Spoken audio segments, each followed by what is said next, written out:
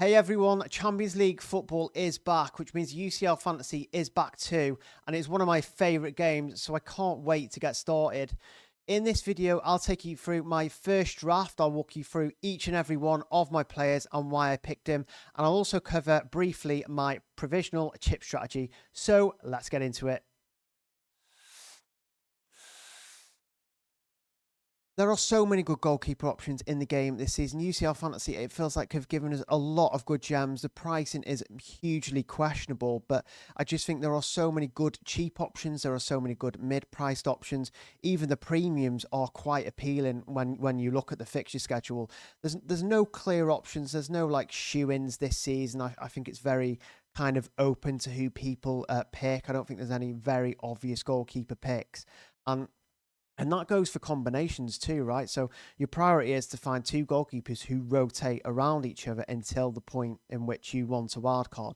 So in my case, I'm looking to wildcard around 3 or 4, or at least provisionally. So for that reason, I've had to find two goalkeepers who play on different days every match day up until match day 4.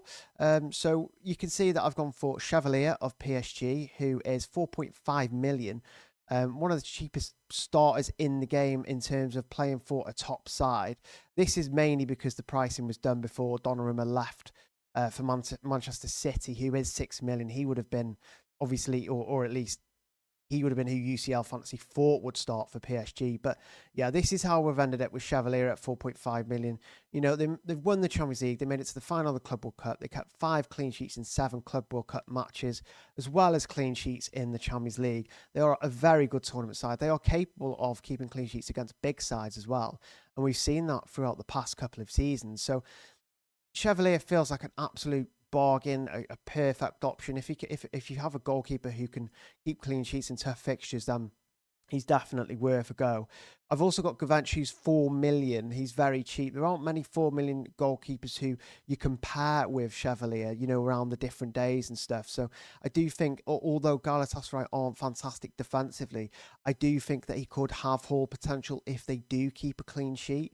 So yeah, they play on different days. They're super cheap. It's only 8.5 million. I've got a goalkeeper who plays for a top side who could keep clean sheets against big teams. I've also got, you know, a goalkeeper who may not keep too many clean sheets, but could haul, you know, if he does keep a clean sheet. So I'm quite happy with the balance there, although my goalkeepers could well change up until the deadline.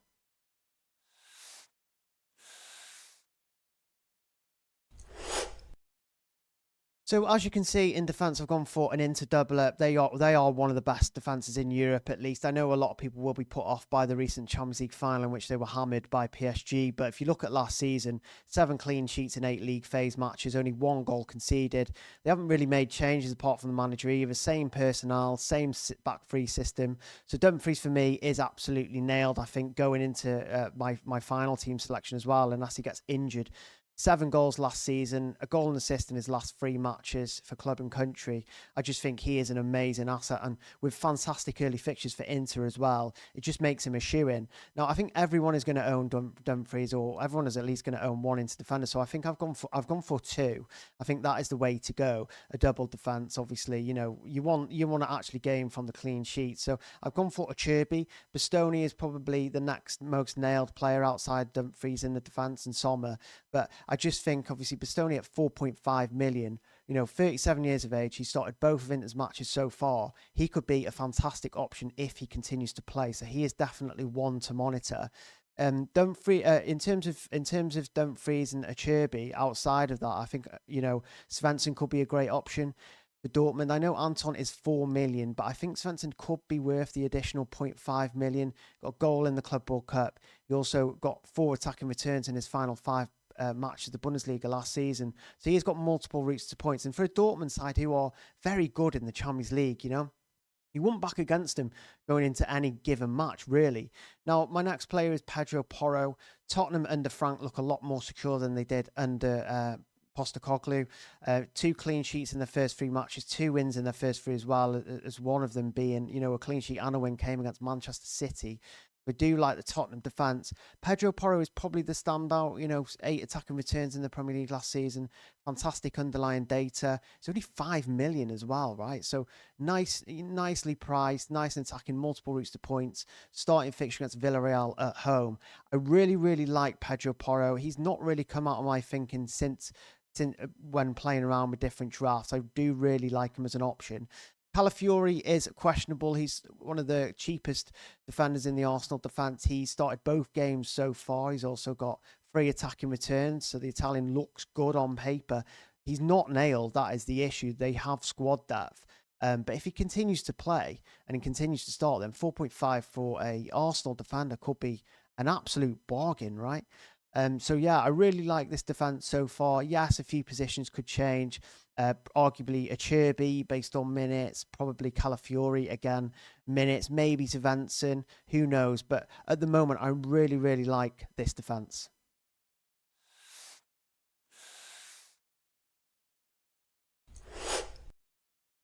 So in midfield, you can see that I've gone for Mohamed Salah. Now, there is a lot of doubt over the Liverpool attackers in terms of minutes, but I don't think Salah has those same doubts. I think he's nailed to start. He's on pans.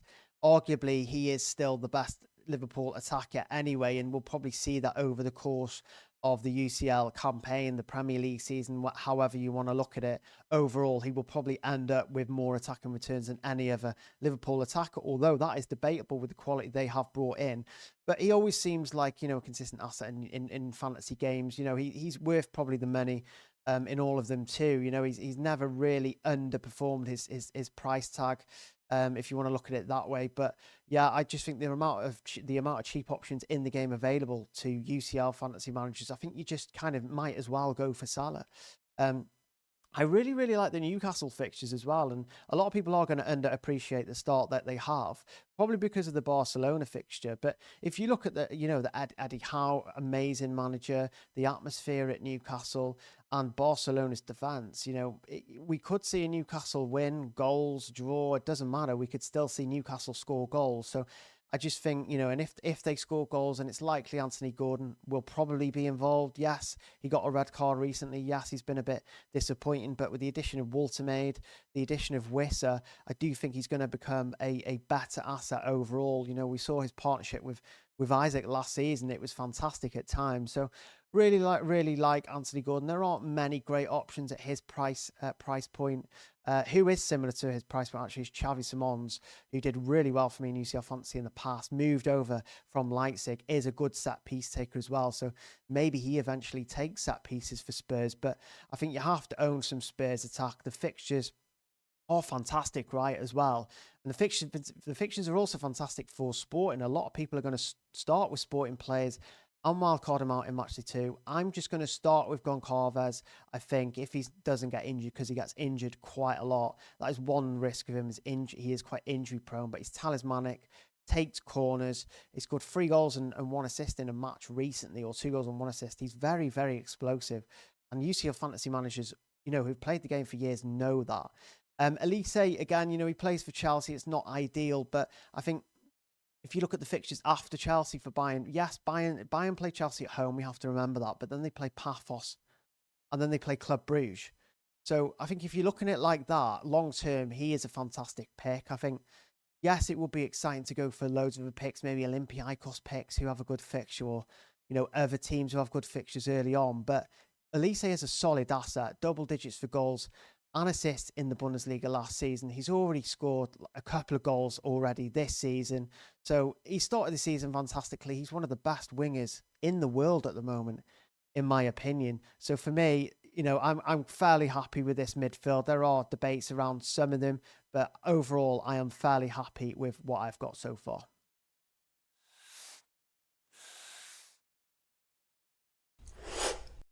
So up front, you can see Harry Kane. Lewis, why have you gone for a double Bayern attack against Chelsea? Well, again, Bayern are at home. They face Paphos and Club Brugge in the first 3 matches.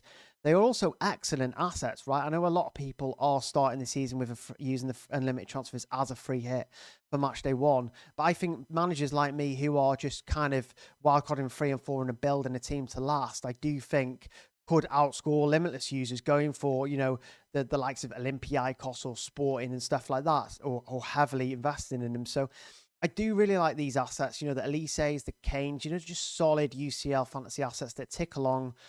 And don't be surprised if they haul against Chelsea, right? Don't be surprised if they go mental in their first, you know, few rounds. So I do really like Kane. You know, 40 goals last season. He's already got 5 goals and 2 assists in 3 matches in all competitions this season, an extra one including the England game. So Kane is a fantastic option. He's expensive, and you can switch him to, you can downgrade him to any other player pretty much. That's the same with Mbappe, although Mbappe's fixtures are actually really, really good start the season. Marseille at home, he's become the main man. He's on pans, 5 goals and assists in his last 5 matches for club and country. I just think he looks like the Real Madrid main man now. So really happy with Mbappe. He really helps with captaincy as well. I think Inter are great, you know, early doors for schedule. One of the best team actually to start the season with. So I've gone for Thuram, who is 1.5 cheaper than Lautaro Martinez, and they get the similar output, right? They're always kind of close. You know, it's the same in Serie A fantasy. They're not far off each other. So if that is the case, why not save 1.5 million and just go for Thuram, right? So the fixtures are really good. I do think you need probably an Inter striker, and it just makes sense to go for the cheaper Thuram option. So yeah, that's my front line so far. I think that could change too. You know, there are question marks around Kane, obviously, with Chelsea. Question marks, is Lautaro not worth the extra money to Thuram? You know, could Vinny be an option? Could Vinny cover Mbappe for cheaper? So there are question marks there. This is most likely how I'm going to look on match day 1, but again, lots could change.